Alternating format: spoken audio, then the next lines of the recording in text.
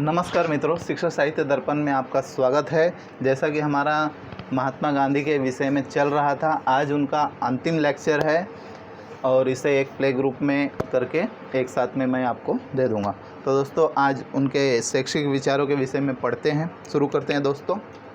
गांधी जी के विचार, शिक्षा पर गांधी जी के विचार। पहला है, सिर्फ एक सामाजिक व्यवस्था के लिए शिक्षा। उनका कहना था कि नई शिक्षा का अंतिम उद्देश्य न केवल एक संतुलित और सामंजस्यपूर्ण व्यक्ति, बल्कि एक संतुलित एवं सामंजस्यपूर्ण समाज। वो सिर्फ एक व्यक्ति विशेष को जो है शिक्षित करने पर बल नहीं देते थे, बल्कि वो व्यक्तियों के समूह, समाज को शिक्षित करने की बात करते थे। और समाज कैसा होना चाहिए? संतुलित होना चाहिए और सामंजस्यपूर्ण, मतलब कोऑपरेटिव। दूसरा है, शिक्षा का अर्थ गांधी जी के हिसाब से। गांधी जी के शब्दों में, शिक्षा के द्वारा मेरा मतलब है कि बच्चे और मनुष्य शरीर, मन और आत्मा में श्रेष्ठता से बाहर निकलने का 1/4 हिस्सा है। शिक्षा के माध्यम से मनुष्य या बच्चे में से शरीर, मन और आत्मा की श्रेष्ठता अगर बाहर निकल रही है, वो भी शिक्षा के माध्यम से 1/4 हिस्सा होता है। तीसरा है, शिल्प के माध्यम से शिक्षा। इसका क्या मतलब है? मस्तिष्क को हाथ से शिक्षित किया जाना चाहिए। कहने का मतलब ये है कि जब आप शिक्षा ग्रहण कर रहे हैं तो आपके अंदर कुछ कौशल ऐसे होने चाहिए, कुछ कौशलों का ऐसे विकास होना चाहिए जिससे आप अपनी भविष्य में जीविकोपार्जन कर सकें। इस योजना की विशेषता यह है कि गांव के शिल्प के माध्यम से शिक्षा होनी चाहिए। चौथा है, आत्मनिर्भर पहलू। शिक्षा आत्मसमर्थन की बुनियाद पर हो। आत्मसमर्थन की बुनियाद पे हो। शिक्षा जब आप ग्रहण कर रहे हो तो आपको ये महसूस होना चाहिए कि आपको इतना सेल्फ कॉन्फिडेंस होना चाहिए कि मैं इससे कुछ ज्ञान ग्रहण कर रहा हूँ, कुछ कौशल ग्रहण कर रहा हूँ जो मेरे भविष्य को उज्जवल बनाने में सहायता करेगी। पांचवा है, श्रम की प्रतिष्ठा। शिक्षा को सिर्फ साहित्यिक बनाना एक अपराध है। गांधी जी कहते हैं कि शिक्षा के माध्यम से आप सिर्फ साहित्य की रचना कर रहे हो तो उसे एक अपराध उन्होंने घोषित किया। गांधी जी ने, शिक्षा अगर साहित्यिक आपको बना रही है, उससे कोई नौकरी नहीं मिल रही है, शिक्षा के अंत में आपको नौकरियों के लिए भटकना पड़ रहा है, तो ऐसी शिक्षा का कोई अर्थ नहीं रह जाता है। हमारे बच्चों को बचपन से ही श्रम का महत्व बताना चाहिए।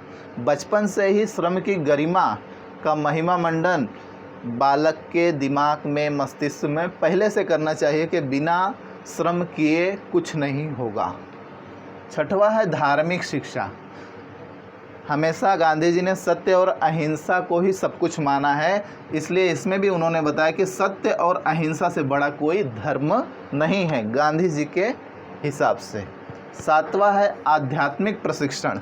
इसमें बहुत ही सटीक उन्होंने विवरण बताया है कि अगर शारीरिक प्रशिक्षण देना है तो शारीरिक व्यायाम करना पड़ेगा। अगर शरीर को प्रशिक्षित करना है तो व्यायाम करना पड़ेगा।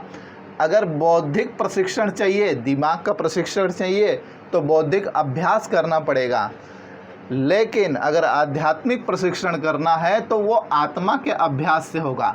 और आत्मा के अभ्यास का उन्होंने पर्याय बताया कि आत्मा का अभ्यास शिक्षक के जीवन और चरित्र पर निर्भर करता है।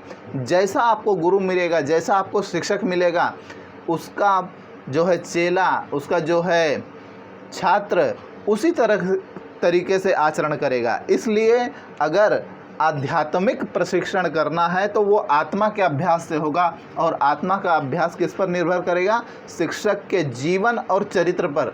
आपका शिक्षक, आपका टीचर आपको क्या पढ़ा रहा है, किस माध्यम से पढ़ा रहा है, उसे एक आइकॉन मान करके बच्चे उसका अनुसरण करते हैं। आठवां है, शिक्षा और चरित्र।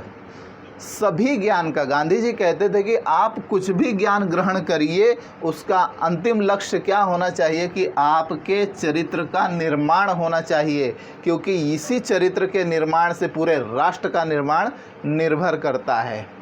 9वां है शिक्षा का माध्यम।